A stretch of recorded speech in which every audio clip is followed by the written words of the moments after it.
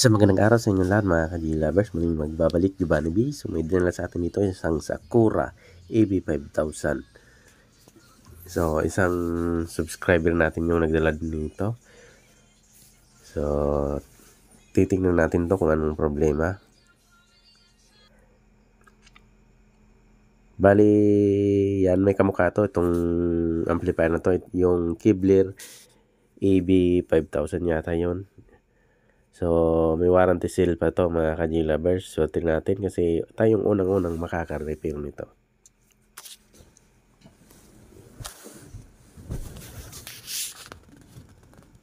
So, yan, Sakura AB5000.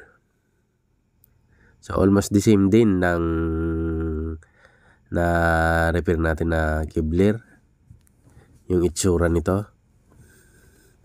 So, ang loob, hindi natin alam kung parehas kasi hindi ko na rin kabisado yung loob ng Kibler. So, kaya hindi natin makumpara kung talagang parehas din. So, ang problem pala nito mga ka-G-Lovers ay nagpo-protect siya. So, power on natin, tingnan nyo maigi. Yan, nagpo-protect siya.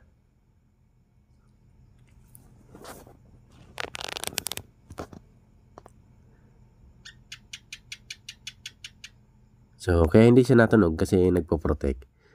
So, aalamin natin to. So, tara, testingin natin to at bubuksan natin. Let's get started.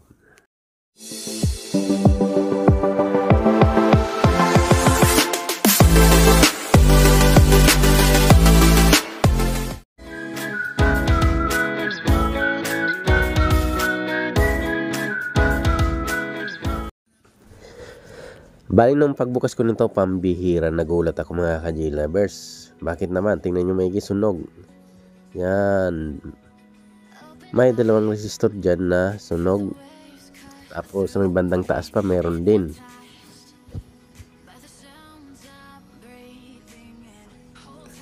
So yun o, may bandang taas sunog din. So ang problema ko nito mga ka-G-Lovers ay hindi natin kabisado kung anong mga parts dyan ang nakalagay. Kasi inabot yung board niya oh, nangitim na rin. So buti sana yung iba ay nakikita pa yung part number. Yun ang sunog na sunog. So alamin natin kung saang parte yan, kung sa drive ng relay yan o sa amplifier o dun sa ano natin sa mga output, drive siya ng output. So aalamin natin yan. So, nagsilip-silip ako dito mga ka-G-Lovers. Siningnan ko kung meron pang ibang sunog. So, wala naman yata ako nakikitang ibang sunog. Maliban doon talaga.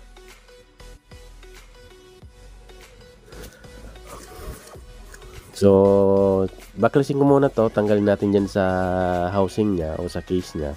Tapos para malaman natin. Nung tinanggal ko, so may nakalagay pala dito jumper. So, ganyan lang siguro talaga design yan. So, sa negative yata yan ng grounding. Tapos, sinuyod ko siya mga ka-G-Lovers. Yung may parting sunog. Tiningnan ko, ay itong side na to may problema. Yan, side na yan may problema. So, duda ko nito mga ka-G-Lovers, baka may tama yung output nito. So, bago ang lahat, syempre, tanggalin ko muna itong mga parts na sira. Tsaka ko na siguro check yan, output na yan. Tanggalin ko muna itong mga sira.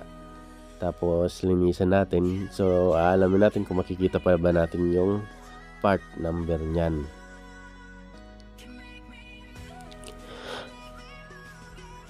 Yun o, kita nyo, grabe, sunog na sunog.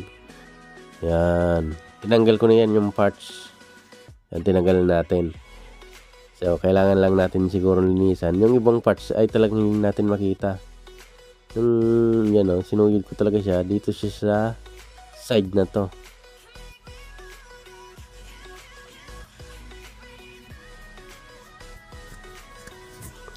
So, hindi ko masabi sa inyo kung saan position ba yan, kaliwa o kanan na channel. Parang kaliwa. So yan tinanggalan ko na ng parts. Kita nyo sunog na sunog yung board. Wala na rin makita yung part number sa resistor na to. So analyze na lang natin. Nilinisan ko na siya mga ka-G-Lovers. Ito yung sinasabi ko sa inyo. Nasunog na yung sulat, yung tag. Kaya hindi natin malaman kung anong parts ba yan. Lalo dito. Ito, parang trigger na lang to ng ng relay. Dito sa may banda na yan. Yan. So ito, yung pre-drive pa ito. Yan. Nasa drive pa yan ng amplifier natin. So gagayahin na lang natin yung kabila. So hanapin natin. So hanapin natin itong dalawang resistor muna sa kabilang channel. Tapos kung paano yung pattern. Yan. Pag sinuyod natin yan, papunta yan dito. Yan. Ito. Yan. Ito yung ka-pattern niya. Ito yung dalawang resistor na hindi natin alam yung value. So, yan na lang yung gagayahin natin. Yan, ito yun. Yan yun.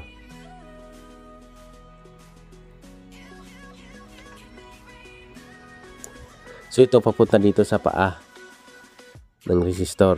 Ay, ng output natin. Hanapin din natin yung papuntang paan ng design nito. So, yan papunta siya dyan. Ang isa papunta sa resistor na 5 watts. So, pag tinignan natin dito, ganun din.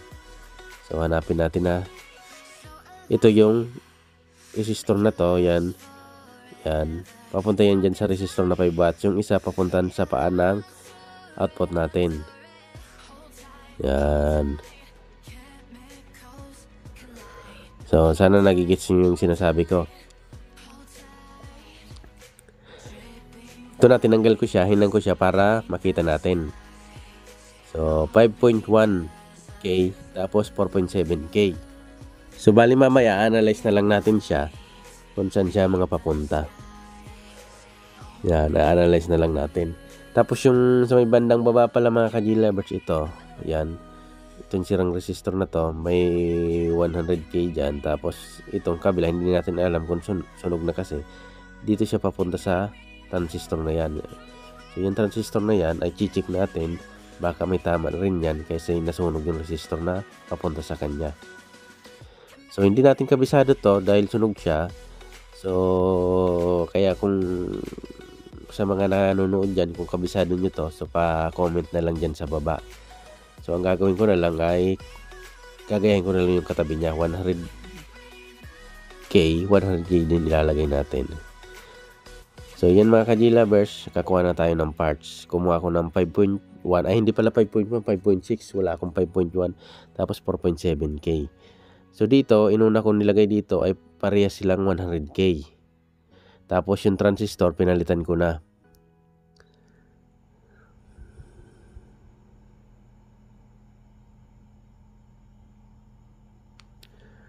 Yan, pinalitan ko na yung transistor dyan. Tapos dito, yung sinabi ko nga sa inyo, gayahin nyo na lang. Yan. Kasi may guide naman yan.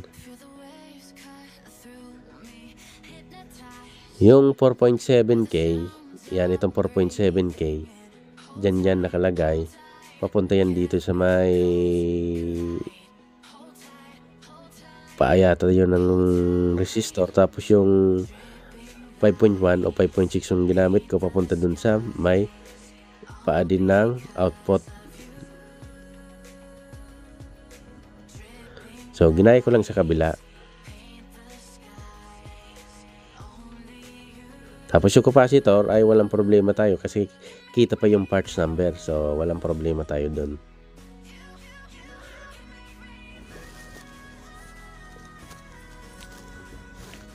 So, gagawin natin mga ka-G-Lovers, pag napalitan natin itong bagong part, siyempre check natin yung output nito. Napaka-importante, check muna natin yung output kasi nasunog yung resistor, baka may shortage sa mga output.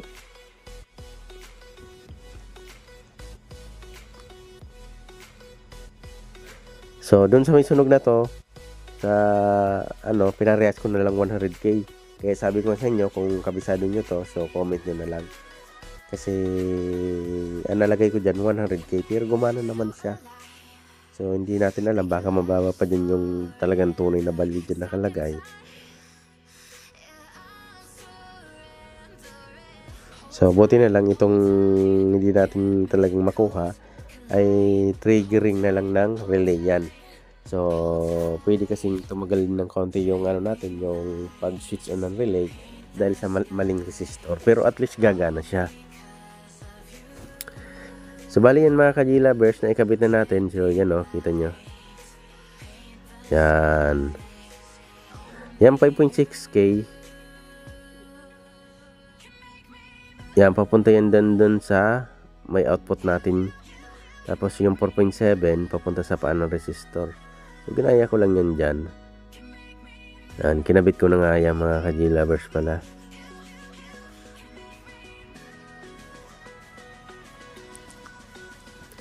So next, check natin yan, no? Chinik ko yan. Tapos may nakita akong mga open dyan, kaya pinalitan ko. So check natin yung output nito mga ka-G-lovers. Tapos yung mga resistor pa na katabi nyan. So gagawin ko muna ay resolder ko muna ito mga ka-G-lovers. Tapos pagkatapos natin ay i-check natin yung mga output dyan. So resolder ko lang muna to.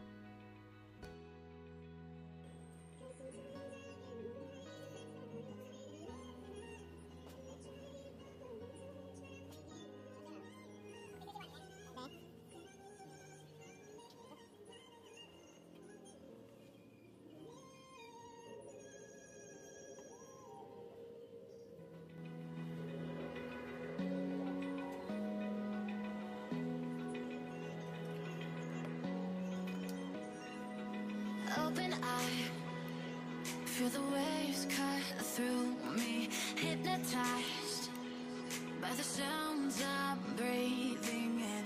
Hold tight, chemicals collide. Hold tight, dripping lights.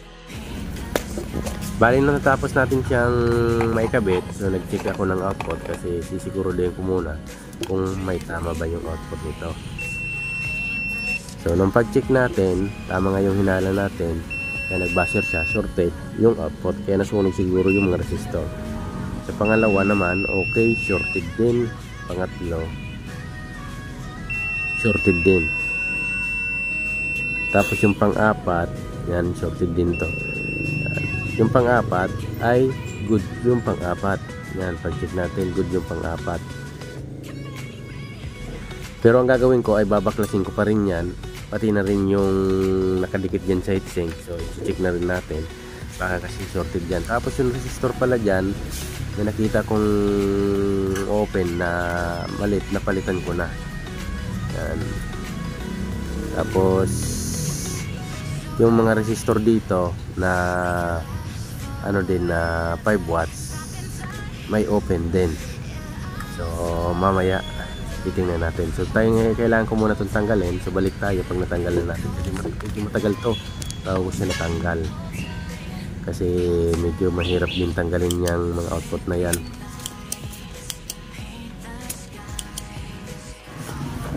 Bali ito na mga ka-G-lovers, natanggal na natin. Nasira din yung ano dyan, ganyan maliit na yan. So tatlo yung nakita natin dito na shorted. Tapos yung isa ay good.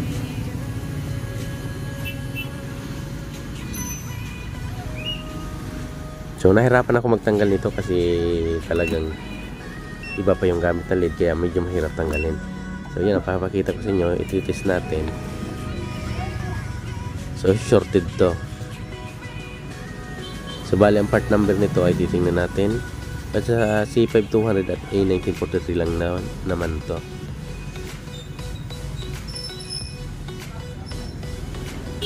So bali ito yung A1943. C5200. Tapos yung ano dyan, yung dalawang C5200 na sira, tapos isang A1943. Yan. Ito yung good. 0.5 pa yan, no?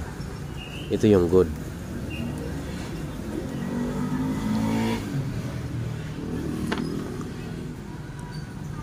ito shorted din. So sa mga ganitong amplifier kasi na medyo matataas na ang watts na talagang medyo mahirap na rin talagang ayusin. So tiyagaan lang. Ito yung kasama sa drive niya, yung nakadikit dun sa may heatsink niya din. So 669A. So shorted din yan. So papalitan natin. Nakakuha na ako ng pampalit pala mga ka-G lovers. Yan. Siyempre bago natin siya ipapalit, i-check natin muna yan para sigurado tayo na walang factory defect. So nung chinik ko naman lahat ito ay okay naman, walang problema tayo.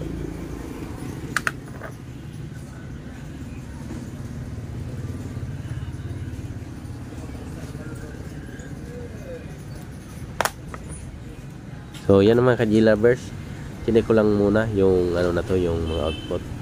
So okay, so, wala naman factory defect. So, maganda ng klase naman kasi itong transistor na to. So ako lagi din ako ng titest nito basta bago, kahit sabihin natin original yan o magandang klase yan, importante i-check pa rin natin, mabuti na yung sigurado.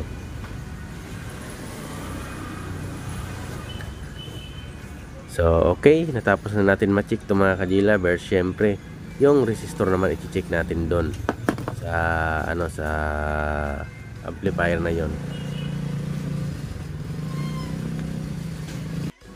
So bali natanggal natin yung output, na-check na rin natin, nakita natin yung shorted. So dito naman chinik ko yung mga resistor dito mga ka-G lovers. Syempre napaka-importante, check na rin natin yung mga resistor dyan. So pwede kasing tinamaan yan, basta may shorted na output pwede tinamaan din yan.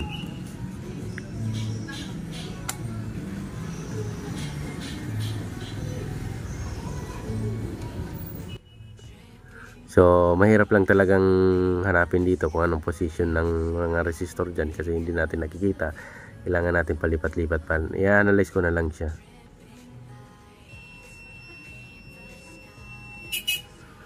So bali isang natira lang na 5 watts, 0.25 na 5 watts, isa lang nakita dyan natin na okay. Tatlo rin yung sira. Yan.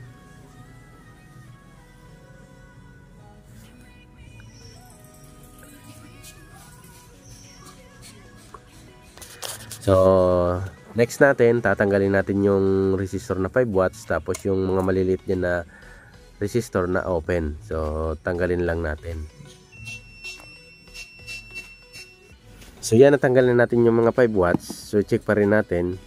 Basta meron ditong tatlong short ay open pala, open o wala nang contact, isa yung natira.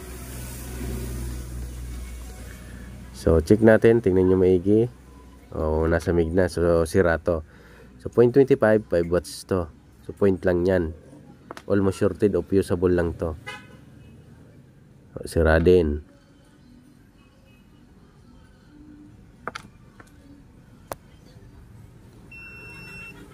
So isa lang talaga yung okay natin dyan mga ka-G lovers. Tapos yung mga liit na resistor yan na papunta rin sa amplifier, chinik na rin natin. So open din siya. Ito okay to, ito kakuha tayo ng okay.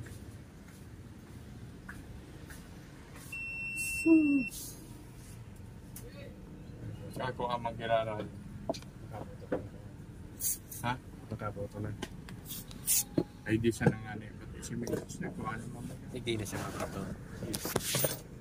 Dahil makamabunto man. So bali ito mga ka-G lovers, papalitan na natin yung mga nakuha natin na parts. So 5 watts na 0.25, tatlo yung sira, pero apat na yung papalitan natin. Mura lang naman para synchronize o may art, para makita natin na pantay-pantay din naman. Kasi yung dati niya ay patayo, ito ay pahiga na design na 5 watts na 0.25. So yan, ikabit lang natin lahat yan mga ka-G lovers. So nakita natin na sira ay pinalitan natin. So kabit lang natin to.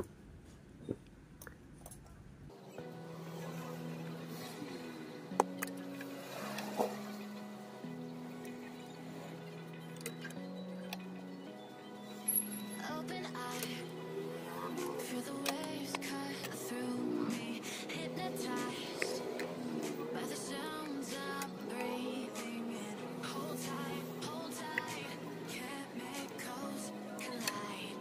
Hold tight,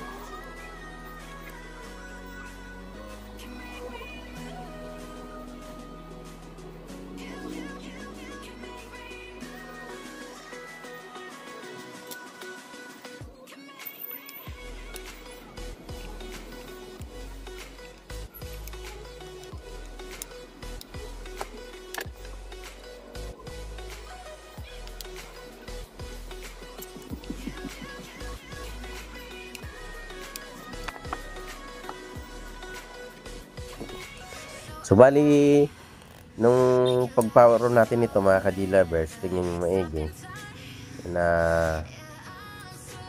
nawawala na yung protect. Yan o, pawala na siya, diba?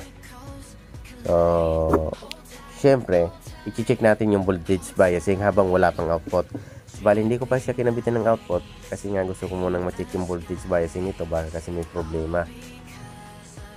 So, nung pag-check natin, napakataas, 73, 73, 73,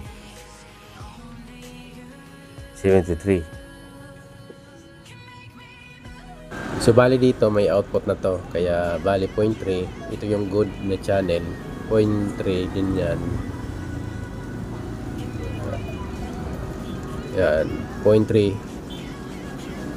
0.3. So bali dapat pag nakabitan din natin ng output yung kabilang channel, same lang sila, mga 0.3, 0.4 yung makuha natin na voltage biasing. So tara, kabitan natin ng output muna to para makapag-check tayo kung magno-normal na ba. So discharge ko muna to, tapos kabit tayo ng output.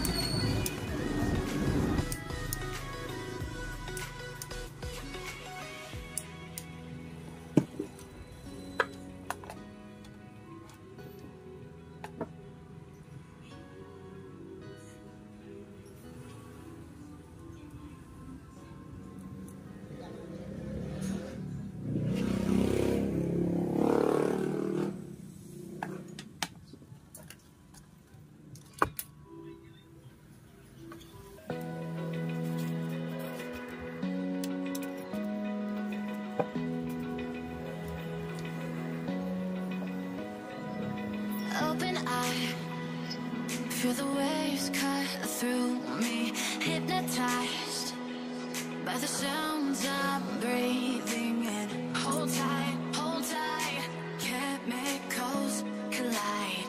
Hold tight, hold tight, hold tight. Dripping lights paint the skies, all because of you. Dripping lights paint the skies, only you can make me move. You can make me move. Can make me move. You can make me move. Can make me.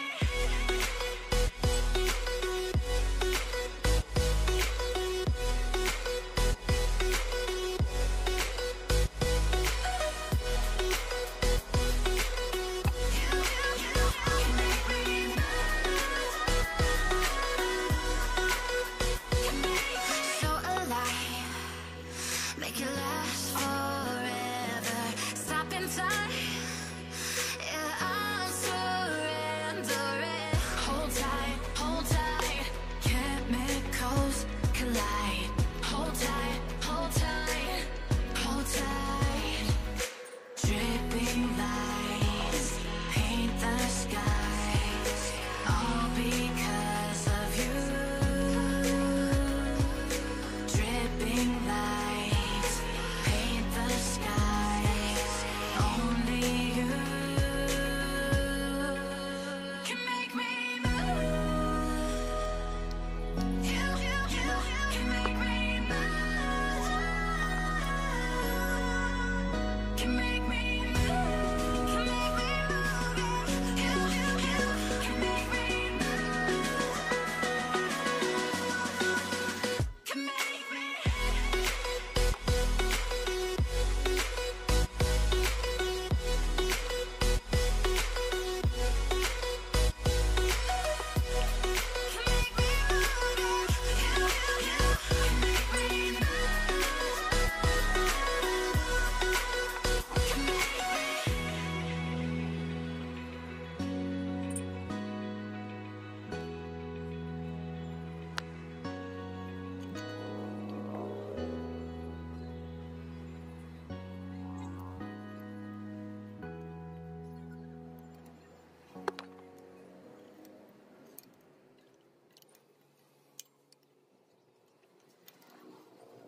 Pagtapos natin pagkabit nito, so check tayo ng voltage biasing, yung may output na. So malalaman na natin kung normal na ba.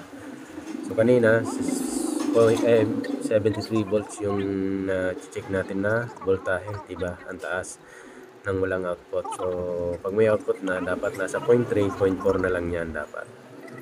So tapusin lang muna natin itong ikabit, tapos mag-check tayo ng biasing. Pag okay na, try na natin siyang patugtugin. So bali yan mga ka-G-lovers. So naano na natin, na ilagay na natin. So resolder lang natin nito, tapos check natin yung biasing nito na mayroon ng output. So malalaman natin yan. Tapusin ko lang tong mag-resolder. Pa-promote muna ng aking channel pala mga ka-G-lovers. Kung bago pala kayo sa ating channel, please subscribe and pahit ng notification bell para updated kayo sa na-upload natin na bagong video. So pahit na rin ang like button kung nagustuhan nyo yung ating na-upload na video. Kung sa FB page nyo ito napapanood, pa-follow, pa-share, pa-like na rin. So maraming salamat. Sana meron kayo natututunan sa bawat tutorial natin. Tapusin lang natin, maubos na resolder nitong output natin. Tapos check tayo ng biasing.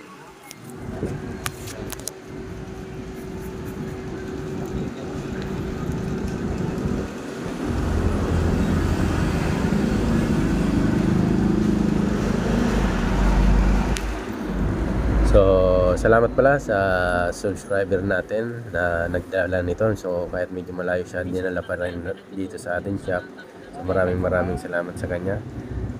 So, medyo matagal na itong dinala sa akin. Matagal-tagal ko na rin itong naayos sa kanya. So, bali, ngayon ko lang siya na i-upload. So, pasensya na. Busy lagi kasi mga ka-G-lovers, kaya hindi masyado nakakagawa ng video. So, ito. Nililinisan ko lang para walang mga tilamsik dyan na lid, para hindi delikado.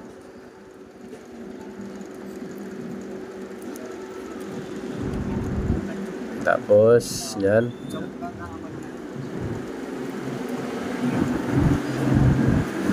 linisan lang natin yan para sigurado walang mga maliliit dyan na lid na nagtilamsik.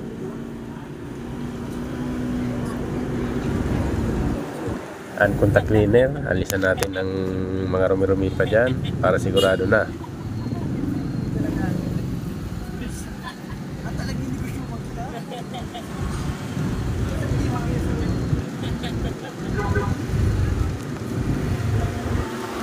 Okay, almost tapos na tayo.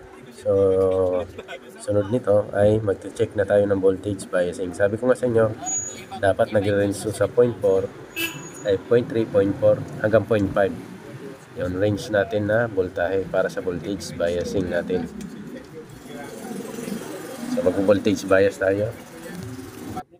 So power on na natin siya mga ka-G-lovers. Yan, naka-ready na rin yan.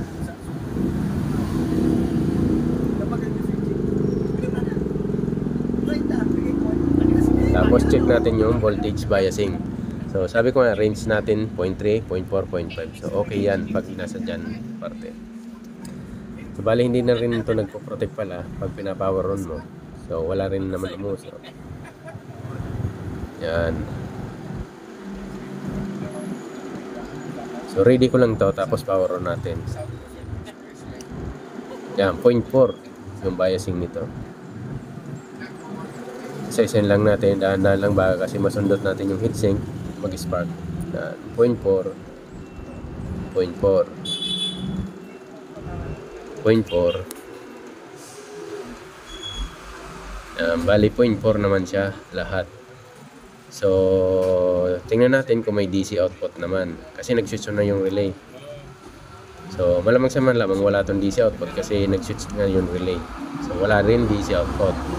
So safe na rin tayo maglagay ng speaker nito kasi wala tayong DC output. So pwede natin tong lagyan ng speaker na, tapos patugtugin na natin. So ito yung sinasabi ko sa inyo, hindi na siya na-protect, wala na siyang protection. So hindi na nahilaw yung protect na ilaw. So yan, gumagana yan mga ka-G-lovers. So sunod natin ay testing na tayo. So maraming salamat sa lagi niyong pagsubaybay sa ating channel. So testing na tayo, patugtugin na natin. Tanong ka sa ang init. tigihigop ang init. Oh, higip niya init tapos paluwas.